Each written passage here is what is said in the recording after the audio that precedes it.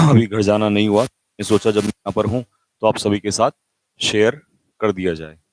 ठीक है, तो सबसे पहले तो आपके एडमिट कार्ड जो हैं वो आ चुके हैं, रिलीज हो गए हैं। इनमें दो तीन बातें हैं।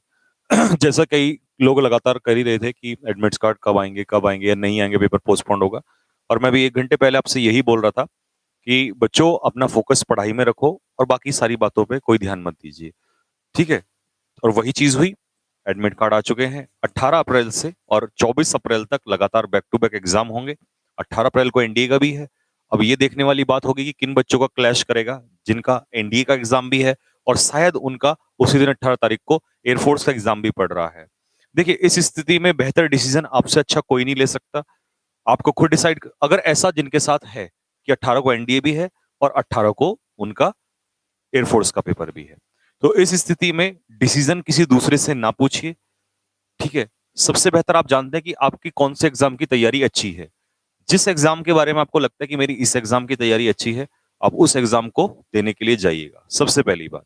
ठीक है, क्योंकि कल अच्छा होगा बुरा होगा, इस पे आपको पछतावा नहीं होगा, क्योंकि आप अपना निर्णय लेंगे। और जिंदगी में डिसीजन लेना सीखिएगा, क्योंकि डिसीजन मेकिंग भी बनना है कल आपको। ठीक है, पहली बात। दूसरी बात, ये तो था जिनका पेपर क्लैश कर रहा है उनके लिए। अब जिनका क्लैश नहीं कर रहा है, वो सुनिएगा सभी लोग।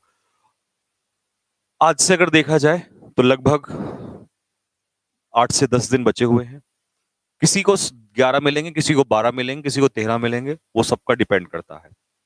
ठीक है, अब इसमें बहुत सारे लोग ऐसे भी आंकड़े देने के लिए आएंगे कि पहला पेपर आसान होगा, दूसरा टफ होगा, तीसरा होगा, कुछ भी कट ऑफ ये वो सो। मैं आपको एक ही बात बताता हूँ कि बच्चों, समय बहुत ही कम है। इन उलझनों में से कम उलझने की कोशिश करो। जितना खुद सेल्फ स्टडी कर सकते हो, कोशिश ये करना कि सेल्फ स्टडी ज्यादा से ज्यादा कीजिएगा, क्योंकि जितना सेल्फ स्टडी करोगे उतनी अपनी कमियां पता चलेंगी आपको। मॉक टेस्ट ज्यादा से ज्यादा लगाओ।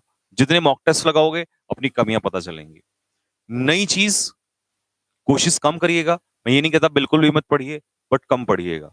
जितना आपने पढ़ा वो सारा रिवाइज कर लीजिएगा। ठीक है, अब बात आती है कि इसके बाद कि और क्या क्या स्ट्रेटजीज हैं, कि कैसे कैसे क्या क्या पढ़ना है। देखिए, मैं बाकी सब्जेक्ट के बारे में तो नहीं बता सकता भी आपको। बाकी सब्जेक्ट के अपने अपने स्पेशलिस्ट आपको बताएंगे कि किस सब्जेक्ट के बारे में क्या करना है। लेकिन मैं इंग्लिश में आपसे ये दो बातें जरूर कहूंगा, सब एयरफोर्स वाले स्टूडेंट से, कि आपका जो पेपर है वो ज्यादातर जो बच्चों को देखने को मिलता है, ग्रामर वाला सेक्शन आपको इतना काफी कुछ करा दिया गया है कि आप उसमें कवर कर लोगे। लेकिन जो मैंने पिछले साल भी अभी 4 नवंबर से 8 नवंबर के बीच में देखा था, वो मैंने यही नोटिस किया कि काफी बच्चों ने जो गलतियां हुई, हालांकि 20 में से 20 भी आए, 18 भी आए, 19 भी बच्चों के नंबर आए। ठीक है, उनका जो क्वेश्चन एक दो भी गलत होता था तो वो वोकेबलरी में गलत हो जाता था। तो कुछ क्वेश्चंस ऐसे रहते थे जो बच्चे आके बताते थे या मुझे व्हाट्सएप पे मैसेज करते थे कि सर ये वाला पार्ट हमारा गलत हुआ। ठीक है, तो उस वाले सेक्शन पे सबसे पहले देखिए आपकी चीजें गलत क्या हो रही हैं, क्योंकि अगर अंधे होकर पढ़ाई करोगे तो दिक्कतें आनी आनी है। आप लोगों ने क्या करना है, सबसे पहले देखिए कि आपका कौन सा सेक्शन गड़बड़ कर रहा है, किस में नंबर ज्यादा कट रहे हैं। सिनोनियम एंटोनियम्स में कट रहे हैं, वन वर्ड में कट रहे हैं, इडियम्स में कट रहे हैं, फ्रेजल वर्ब्स में कट रहे हैं, या आपका एरर्स में कट रहा है, फिलअप्स में कट रहा है। कौन सा सेक्शन आपका कमजोर है? जो सेक्शन आपका कमजोर है उसी सेक्शन पे ज्यादा मेहनत करिएगा। ठीक है, तो मैं आप लोगों से यहां पर, और देखो एक बात और बता रहा हूं, काफी बच्चे जो हैं, इसमें एक सबसे इंपॉर्टेंट बात यह है कि सपोज करो आपने एडमिट कार्ड जो था, आपने सेंटर डाला था, मान लो किसी बच्चे ने देहरादून डाला था फॉर एग्जांपल, तो इन लोगों ने क्या किया है कि जिसने देहरादून का सेंटर डाला था उसे देहरादून का सेंटर नहीं दिया। बहुत ही कम ऐसा हुआ है। उसको क्या कर दिया, दिल्ली का सेंटर दे दिया, जो सेकंड चॉइस में डाला था। किसी ने दिल्ली डाला है तो उसे देहरादून दे दिया। मतलब इन्होंने सेंटर्स बदल दी है। तो इसमें परेशान होने की जरूरत नहीं है। मुझे पता है परेशान, ऑब्वियस सी बात है, परेशान होना लाजमी भी बनता है, क्योंकि भाई मैं अगर देहरादून का हूं और देहरादून में पेपर दे दूंगा तो मेरे को परेशान नहीं होना पड़ेगा, आना जाना नहीं पड़ेगा। ठीक है, कोरोना का इस समय केस है, कोरोना केसेस चल रहे हैं तो डिस्टर्बेंस ज्यादा होगा। लेकिन मैं एक ही बात बोलता हूं, जो उन्होंने कर दिया आप उस पर तो ऑब्जेक्शन नहीं उठा सकते, और उस पर परेशान होकर फायदा नहीं है। अब बस इतना सोचिएगा कि उन्होंने शायद ये इसलिए किया होगा कि कई बार क्या होता है कि जब हम अपने ही स्टेट में होते हैं, अपनी सिटी में होते हैं, तो कुछ चीजें गलत होने के भी चांसेस हो रहे होते हैं, जैसा कि कई बार सुनने में आता है कि ऐसा भी हो सकता है। तो अगर वो लोग सोच रहे हैं तो देखिए वो हमसे ज्यादा समझदार हैं। उन्होंने अगर ऐसा कुछ किया होगा तो सोच समझ के किया गया होगा। मुझे पता है इस पे भी लोग बहुत सारे वो बातें उठाएंगे कि नहीं वहां डाल दिया, इधर कर दिया, वो कर दिया। बच्चों मुझे पता है, मैं जानता हूँ, मेरे से ज्यादा दर्द कौन जानता है आपका कि भाई यहाँ से वहां पर जाना, पैसा भी खर्च होगा, बीच में डिस्टरबेंस भी होगा, लेकिन जो हो गया उस पे आप डिसीजन नहीं ले सकते। डिसीजन आ चुका है अब तो। और फौजियों का ना, फौज यही सिखाती है कि आपको ऑर्डर मिला है ना, उसको फॉलो करो और उस अच्छे से फॉलो करो। तो अब तो जो मिल गया ना ऑर्डर आपको, अब तो इसके बारे में सोचो कैसे करना है। एक चीज मैं आपको बता दूं कि अपने आप को बिल्कुल भी कोशिश ये करना कि बचा के रखना बीमारी से, स्पेशली खासकर बुखार, जुकाम। क्योंकि आजकल आप भी देखते हो कि जैसे ही थोड़ा सा टेम्परेचर हाई होता है तुरंत कोरोना के उसमें डाल देते हैं। अगर ऐसा हुआ तो आपके चांसेस रहेंगे कि आपको एग्जाम के लिए रोका जाएगा। तो ऐसा कुछ ना हो। और मैं हमेशा से कहता हूं हेल्थ इज वेल्थ, अपने स्वास्थ्य को बचा के रखिएगा। मेरा स्वास्थ्य खराब होता है तो मैं यहाँ खड़ा होकर पढ़ा सकता हूँ फिर भी, क्योंकि मेरे को पेपर देने जाना है। आपका स्वास्थ्य ठीक होना बहुत जरूरी है। बस अपने आप को किसी ना किसी तरीके से 10 से 12 दिन बचा लो, उसके बाद चाहे तुम कुछ कर लेना। इन 10 से 12 दिन में अगर तुम मुझे को कुछ मानते हो, आज तक आपने मैंने आपकी कोई हेल्प की और मेरे को कुछ मानते हो, तो कोशिश ये करिएगा कि थोड़ा सा अपने खाने की स्ट्रेटेजी को ठीक कर लीजिए। कई बच्चे मैं देखता हूं कि यहाँ कई बार क्या करते हैं, बहुत सारा खाना एक साथ ही ठूस लेते हैं। ऐसा कुछ भी मत कीजिएगा, थोड़ा थोड़ा खाना खाइएगा, पेट सही रहेगा आप लोगों का। गर्म पानी का इस्तेमाल करो बच्चों। आपके माता पिता से पूछ लेना, मेरे से तो खैर क्या पूछोगे, मेरी बात मानो या नहीं मानो, अपने माता से पूछ लेना। इस समय गर्म पानी का जितना इस्तेमाल करोगे, कोरोना होगा भी तो अंदर से अंदर ही खत्म हो जाएगा। तो हेल्थ को अब ऐसा कोशिश करिएगा कि कोई बीमारी, कोई समस्या आपको ना आए। क्योंकि भाई साहब मैं एक गारंटी दे रहा हूं आप लोगों को कि दिक्कतें होंगी ही होंगी अगर तबीयत खराब हुई। और एक दिन खराब होने का मतलब है पूरा मूड खराब, पूरा पढ़ाई का रिवीजन खराब। और कहते हैं कि लास्ट के टाइम में जिसने मेहनत कर लिया, सिलेक्शन के चांसेस उतने ज्यादा हो जाते हैं। और इस बात को एक बेहतर एग्जांपल से समझा दूं बच्चों, अगर कोई बच्चा अभी तक भी ये सोच रहा है कि उसको प्रिपरेशन में दिक्कत है, 10 दिन में भी खेल पलटे जाते हैं बेटा। और हमने तो लास्ट की एक मैराथन में भी खेल पलटे हैं। तो फिर इस बारे में टेंशन क्यों ले रहे हो? इधर देखो, रेस के जब 4 चक्कर दौड़ने होते हैं ना बच्चा, तो पहले चक्कर में, दूसरे चक्कर में और तीसरे चक्कर में कौन आगे होता है ये नहीं मैटर करता है। हालांकि लोग खुश तो होते हैं जब पहले चक्कर में तेज दौड़ते हैं। उस लास्ट के चक्कर में भी जो लास्ट के पॉइंट पे आके सबसे आगे निकलेगा, बस यही मैटर करता है। और आप 3 चक्कर दौड़ के आ चुके हो, चौथा चक्कर आज से आपका स्टार्ट हो चुका है। और ये चक्कर हर किसी का दौड़, हर किसी का रुकने का मन करेगा, लेकिन रुकना नहीं है। क्योंकि शेर घायल होने के बावजूद भी 2 कदम पीछे तो हटता है, लेकिन स्पीड दुगनी कर देता है। तो आप वही घायल शेर हैं कि आपको पीछे नहीं हटना है। अगर मैं आपका कमांडर, आपको रात को भी यहाँ खड़ा हूं ना, रात को तो लोग सो रहे होते हैं, लेकिन मैं यहाँ पर अगर हूं, मैं ऑफिस में हूं अभी भी, ठीक है, मैं भी जाके सो सकता हूँ, लेकिन अगर मैं यहाँ हूं अभी भी, तो आपको इससे चीजें सीखनी चाहिए कि अपने काम के प्रति इतने डेस्परेट हो जाइए, अपने काम को लेके इतना ज्यादा फोकस्ड हो जाइए कि कोई भी चीज, देखिए मेंटली, दो I am exhausted, completely completely exhausted, but mentally इतने स्ट्रांग हो जाइए कि बीमारी भी आपका कुछ ना बिगड़ जाए। तो प्यारे बच्चों, बस यही मेरी आपसे रिक्वेस्ट है कि भाई 10 दिन की पढ़ाई, और हाँ एक गलती बिल्कुल भी नहीं। कई बच्चे यहां से अब क्या सोचेंगे, बस अब तो भाई 10 दिन की बात है, 3 घंटे सोना है। मैं आपसे फिर बोलता हूं ये बात, 4 से 5 घंटे की नींद से कम मत करना। क्योंकि अगर 5 घंटे की या 4 घंटे की नींद तुमने कम किया, तुम्हारा दिमाग खराब होगा ही होगा। बहुत सारे लोग तुम्हें कहेंगे 10 दिन में क्या हो जाएगा, 10 दिन में। मैं फिर कह रहा हूं आप लोगों से, आप या 5 घंटे अगर छोड़ छोड़ के बाकी तुम्हारे पास 19 घंटे बच रहे हैं, तो अगर तुम इनमें से 3-4 घंटे और भी लगा लो, तो 15 घंटे भाई साहब, 15 घंटे अगर 10 दिन पढ़ दोगे ना, तो जानते हो कितना टाइम बचता है। लेकिन वो 15 घंटे फिर ऐसे होने चाहिए कि जिसमें फोकस्ड हो।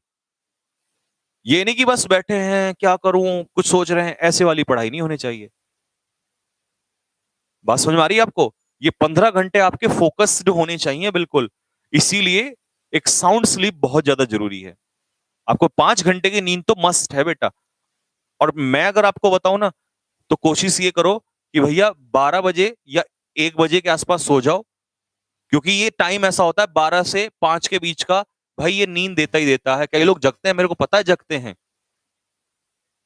लेकिन ये नींद का सबसे बेहतरीन टाइम होता है।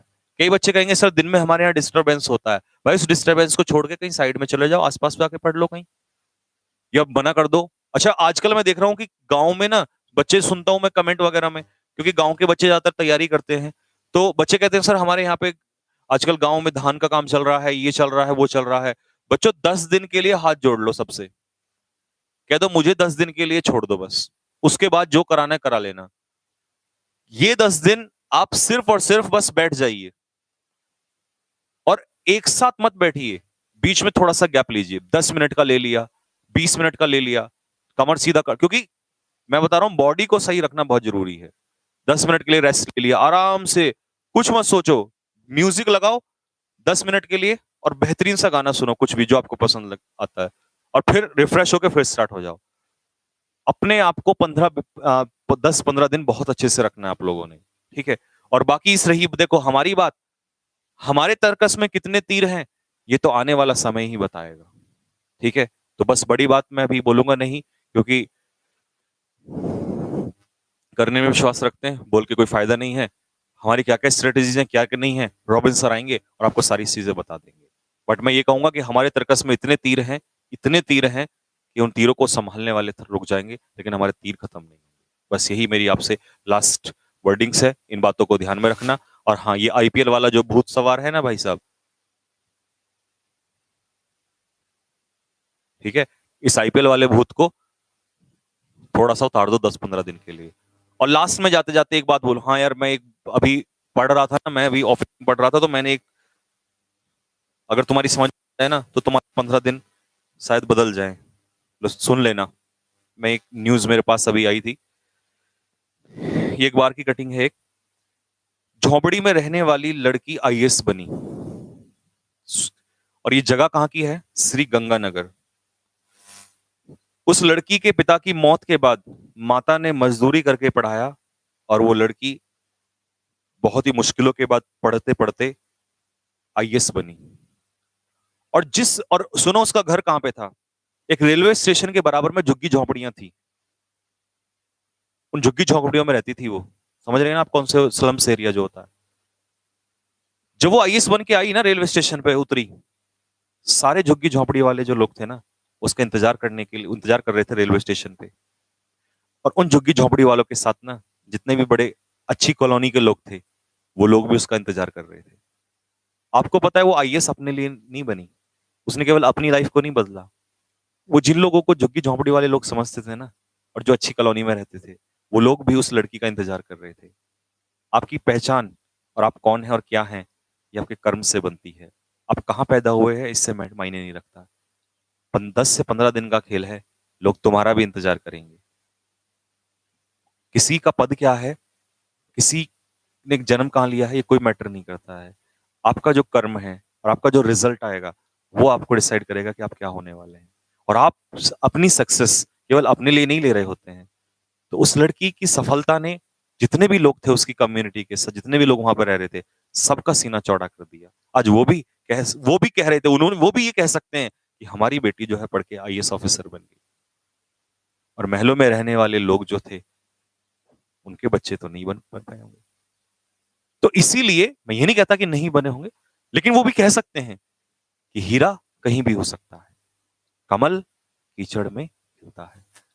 तो मैं आपसे वही चीज कहना चाह रहा हूं कि सिलेक्शन, आपका सिलेक्शन आपको ही नहीं, आपके आसपास जितना भी सब कुछ है, आपके से जुड़े हुए लोग, सबको जगमगा देगा।